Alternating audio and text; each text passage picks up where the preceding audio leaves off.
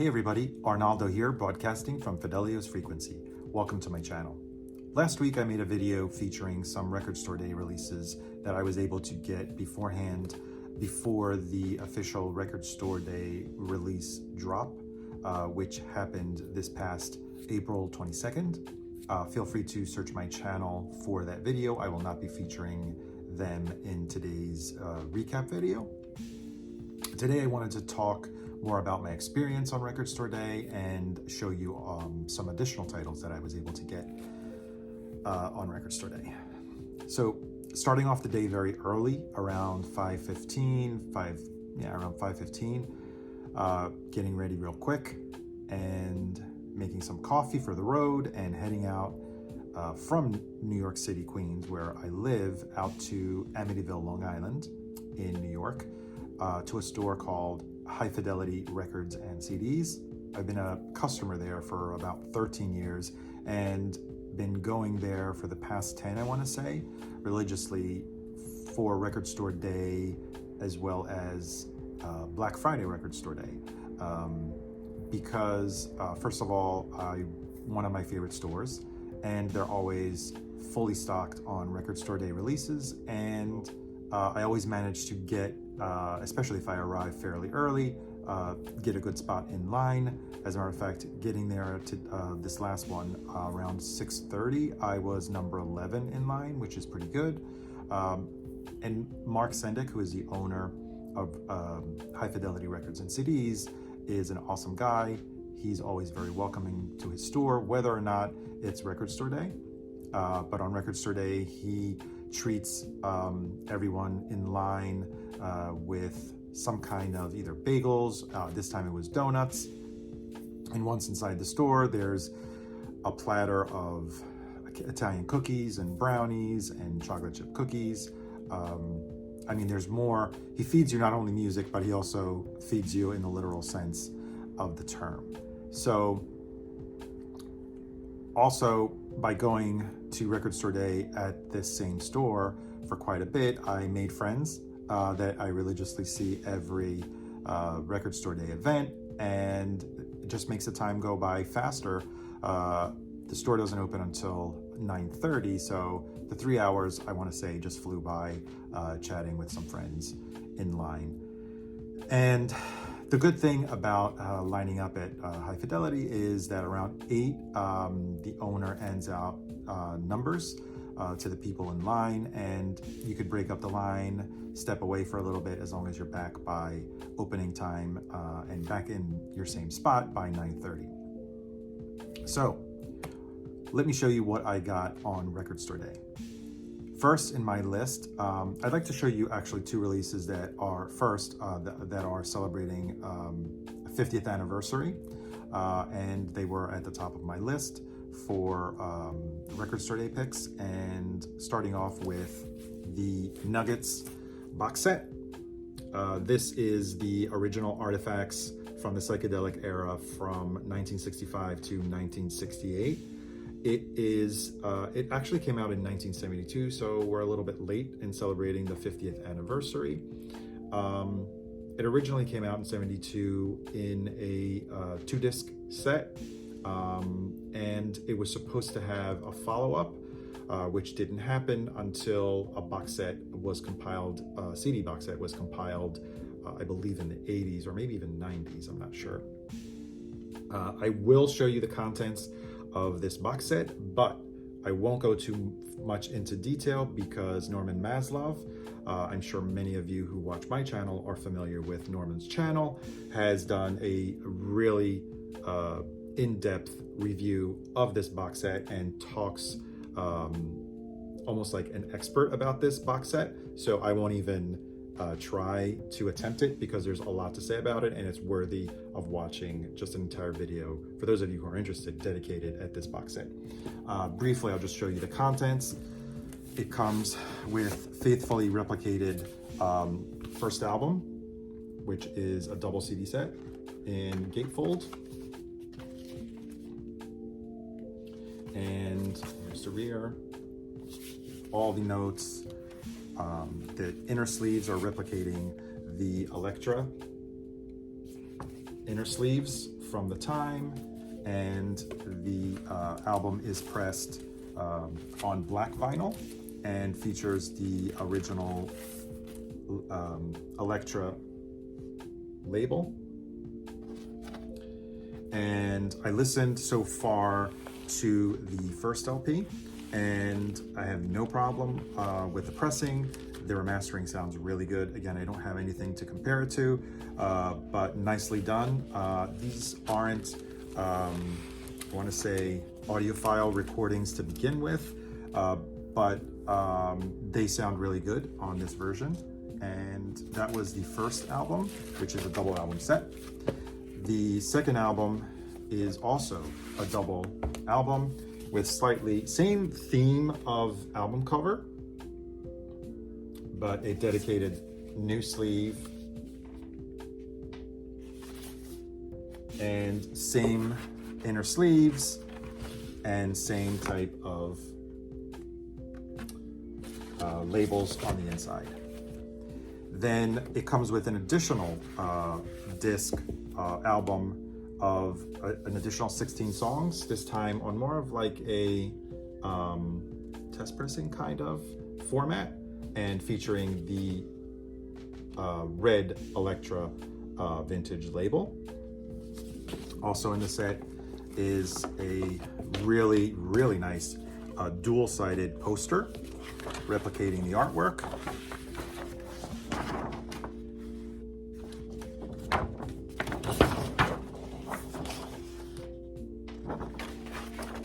And finally, the booklet. Great liner notes from Lenny Kaye, who was the original, let's call it producer or compiler of this compilation and box set. And also notes from Bill Inglot and Jacques Holtzman, I believe, who was the creative vision of Elektra. And I'll just show you a few pictures in this booklet. Here's Lenny Kaye. I'm just going to show you.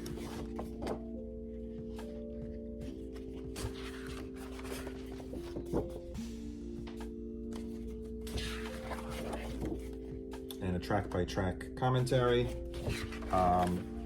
Really beautifully done. So, the Nuggets box set, the original artifacts from the first psychedelic era. Check out Norman Maslov's video, in-depth video on this release for more information. I'll leave a link to his video. So the next album that I picked up that also celebrates a 50th anniversary reissue is Todd Rundgren's A Wizard, A True Star. This album did come out in 1973. It's the follow-up to Something Anything, by some considered Todd Rundgren's masterpiece, but this is a faithful replica of the original packaging. As you can see here, it's showing the die cut sleeve, featuring here and here, the original gatefold, as well as the original inner sleeve, also in die cut form, with lyrics and credits. And it also comes with the original insert with a poem by Patti Smith, which was written on an image of a Band-Aid. And the other side features like an essay and quotes from Trent Reznor, Kevin Parker from Tame Impala, the producer of The Cure's Pornography. Very, very insightful, very nicely written like excerpts or essays. And it also comes with the postcard replica,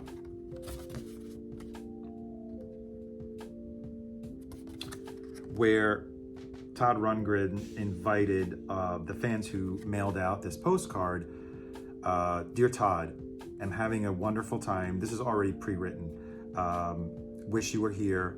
By the way, I hear you'll put my name on your next album if I clearly print my home address below. Thanks. And here you can see where fans were supposed to mail this in, and their names were featured in a poster, a of the follow-up album to A Wizard, a True Star, which is called the self-titled Todd.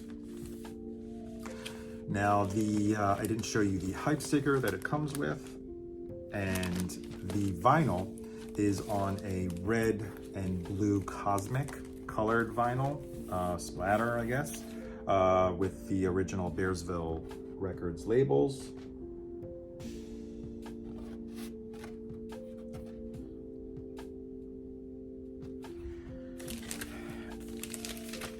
And so a little bit about this album. This, like I said before, is a follow-up to Something Anything. In this album, Todd has a little bit of a departure from the themes and the musical style of the previous album. It has about 19 or 20 songs. I want to say probably 8 or 10 of them are around a minute long. It incorporates prog, psychedelic rock, bubblegum pop, show tunes, and also Philly soul. It is a genre that Todd always liked and has featured on a lot of his albums. There is a medley of, I think, 3 songs from the Philly soul era: I'm So Proud, Ooh Baby Baby, and La La Means I Love You. And yeah, I'm very happy with this release. I listened to it. It sounds really great. My only qualm is that a few years ago, I think in 2019, Friday Music reissued this album as a 2-album set spread across 2 albums. And the reason being is because this album clocks in at almost, I believe, 55 or 56 minutes. At the time, this was the longest album to be featured on a single disc set. This pressing was cut by Chris Bellman, and I don't know if it is from the analog tapes. The previous issue from last year's Record Store Day, which was Something Anything box set, the 4-disc box set, was from analog sources. Cannot confirm if this is as well. It does sound great, but I think it could have sounded better on a double disc set. I understand probably wanting to replicate the original artwork, and maybe that would have been a challenge about what to add for the inner sleeves for the second record, but nonetheless a great release. And if there's still some out there, I recommend you pick this one up. Moving on to another release that I picked up, and it is Tori Amos's B-sides for Little Creatures. This album, I'll show you also the hype sticker, which kind of is not very truthful. It says reissued collected on vinyl for the very first time. In reality, it was collected on vinyl last year in the box set that came out with also a graphic novel and a reissue of the official album, but it was on a picture disc. So technically it was on vinyl, it's just that it was on a picture disc. This album holds its own, apart from Little Earthquakes, the album that all these B-sides are kind of like relating to, because the B-sides from this era of Tori Amos, and even actually deep into her second and third album, are all outstanding. Some of the tracks on here: Upside Down, The Flying Dutchman, Take to the Sky, Sugar is one of my favorite Tori Amos songs, and is featured on here. And what else can I say? Also, it came in polyline sleeves, pressed on black vinyl, pressed really well, and they did a really good job with the remastering. Moving on to the next 2 releases that are both 12-inch singles or 12-inch EPs.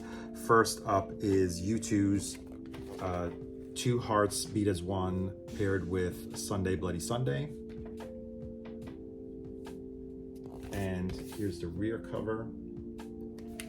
This one, and I'll show you also the hype sticker.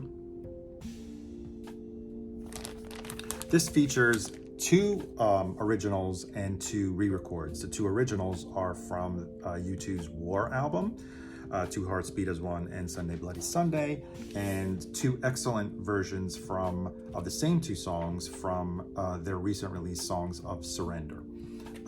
It comes with a polyline sleeve, nice picture of U2, and nice labels on the back and front, on side A and side B, and pressed on white vinyl. And it also comes with a poster from the War era. War is the name of U2's album, which these two songs were taken from. So that's the front. It's a double-sided poster, and that's the other side. So that was U2's 12-inch EP from two songs of the War era, which I believe may be 40 actually this year. I think it came out in 1983. The next 12-inch single that I got is by Bjork.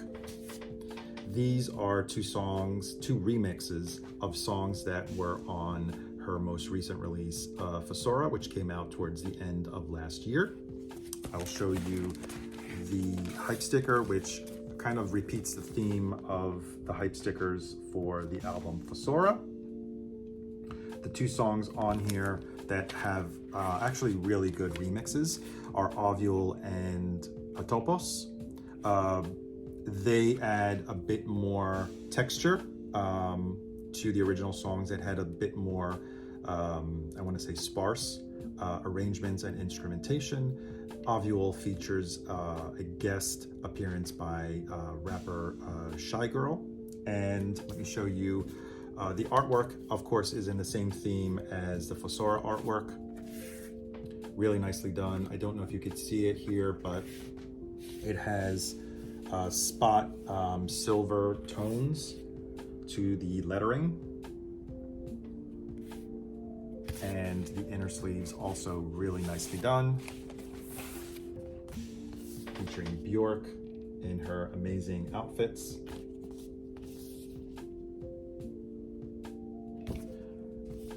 And it is pressed on this milky, I want to say, colored vinyl with picture labels, of course. And then I guess that's it. That was Bjork's Ovule 12-inch single remixes. Moving on with the next release, I also got the remix album by Madonna, the American Life Mix Show Mix. This was compiled to honor Peter Rawhofer, DJ, producer, and remixer. He remixed many of Madonna's tracks and most of the remixes that appeared from the American Life album. It also features a few remixes that were not by Peter Rawhofer. Of the 11 songs on American Life, 8 of them are featured in remixes. They all have different edits. These edits were never before released until now.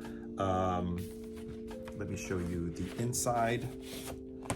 Really nice materials that were used for this. Very heavy cardstock inner sleeve. And this one was pressed on black vinyl. It feels like it's a 180 gram, very heavy. And both labels have custom labels, and it sounds really good. Fans of Madonna will definitely look forward to this. Some of these remixes also were featured in longer versions on those singles that came out during American Life, and I believe also on the recent box set that came out about 6 months ago, collecting a lot of her dance remixes. So that was Madonna and American Life mix show mix. So another release I was excited to get on Record Store Day is the debut album by Tom Tom Club, the side project of Talking Heads by Tina Weymouth and Chris Frantz, in addition to the sisters, the Weymouth sisters, on vocals. And this album was released in a 2-disc set featuring outtakes, not really outtakes, but B-sides. For example, their cover of Under the Boardwalk, as well as remixes of some key tracks. I want to say the majority of these songs were already featured on the 2-CD set that came out, I believe, in 2019, which featured both the first and the second album by Tom Tom Club, along with the additional tracks and remixes.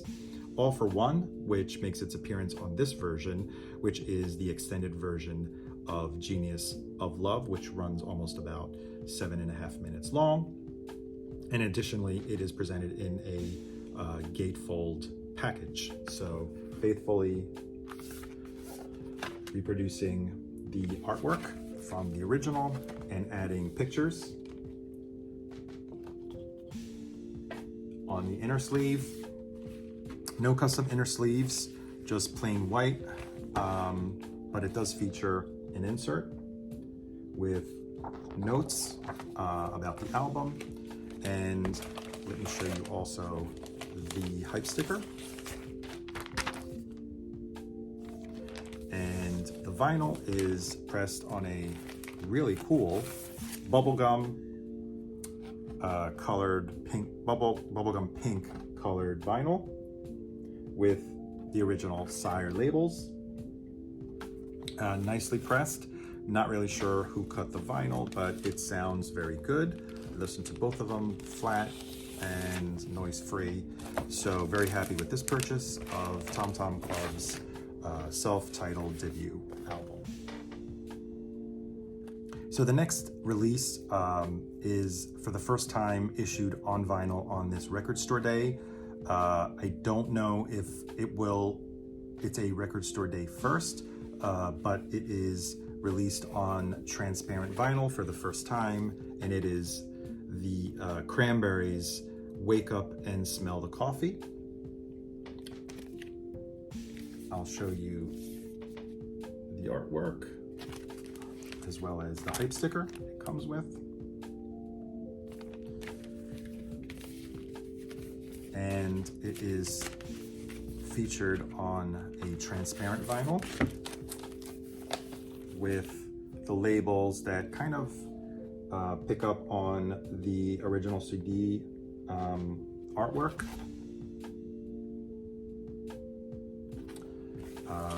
Also very nicely pressed.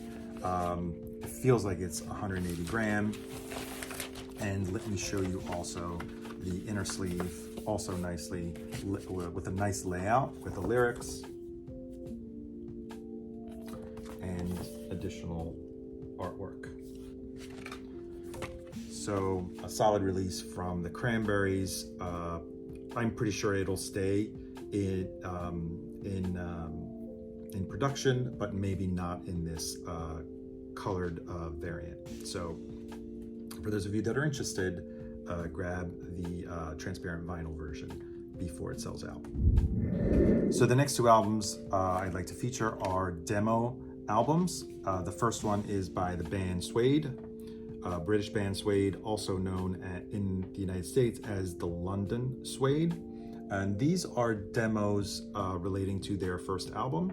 All of these songs were featured on the deluxe editions of Suede's albums that came out, I want to say about 8 to 10 years ago. Most of them are in very good quality. They show pretty much that the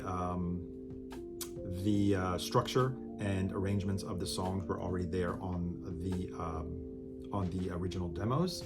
It's very interesting for the packaging that it's presented in, almost like a cassette tape. If you could see here, it looks like side A and side B. Also, it has like this flip back That's the chromium dioxide kind of recording tape that was being used at the time.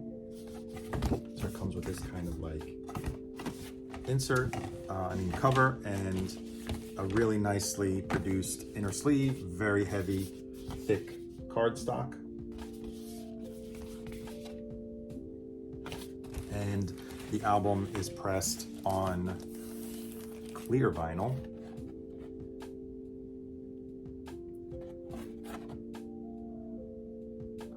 I want to say this is for diehard fans of Suede.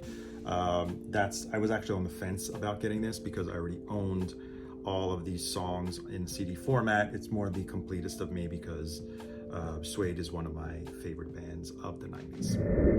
So the next album of demos that I picked up also is dictated by the Kiss fan in me, and it is Eric Carr's Rockology. I'll show you the Obi, which comes off, and here's the full cover.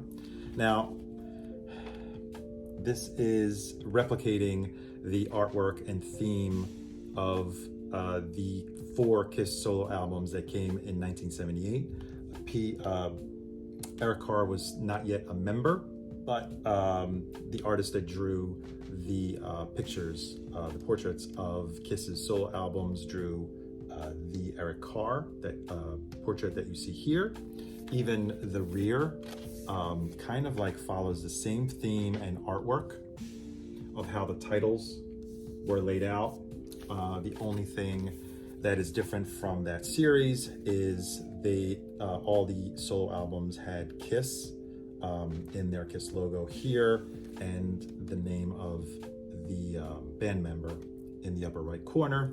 And even here, I don't know if you notice, just the use of Kiss with the regular S's and not the trademark S's. Let me show you the inside. The inner sleeves feature pictures of Eric Carr along with Bruce Kulick, who produced and mixed the album, mostly after the death of Eric Carr. This was a posthumous release, I believe in the 90s. Let me show you also the second insert, inner sleeve.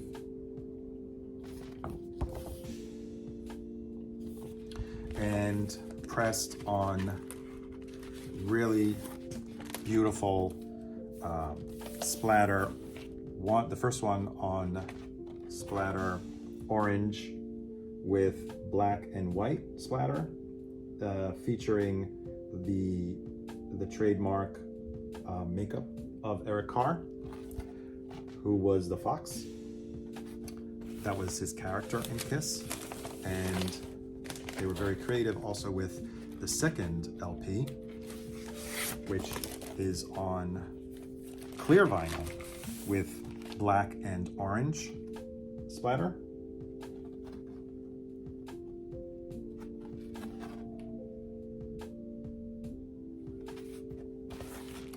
And finally, there is a replica, not replica, it's kind of like repeating the theme of the solo albums, which all had posters of the characters, the 4 Kiss characters. And here they went out of their way to create a similar theme and artwork, replicating the original 4 Kiss posters, which were interlocked. If you bought all 4 of them, they each had some kind of jagged edge where you'd lock them in almost like a puzzle, and you'd get this really big image. And here's the poster of Eric Carr.